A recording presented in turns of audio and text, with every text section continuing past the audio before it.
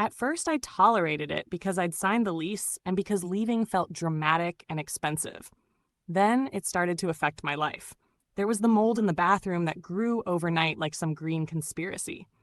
It ate at the grout, cracked the tile, and jumped to the ceiling when the shower's exhaust fan died for the third time. The radiator leaked into the corner of the bedroom every winter. The single wire that fed the overhead light in the kitchen frequently arced, making a little popping noise that made the hair on my arms stand up.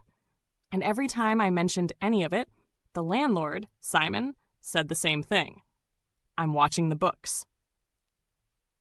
I paid my rent on time, every month, and I paid it with a growing resentment that gnawed at me while I washed dishes by faint light and peeled paint. You learn to normalize discomfort when you must, but resentment wants an address. Mine had one. It began the way most revolutions do, small and conversational. I mentioned the leaking radiator to my neighbor, Eva, who lived across the hall. She had lived in the building for 15 years and had a prescription strength tolerance for cheap landlords. But even Eva had a breaking point. You have to stop covering for him, she said when I mentioned Simon's latest excuse.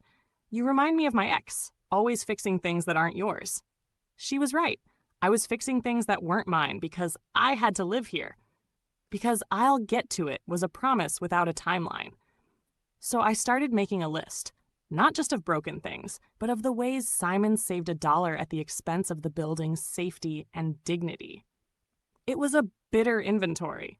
The bathroom fan that had been on order for 8 months. The flimsy tubing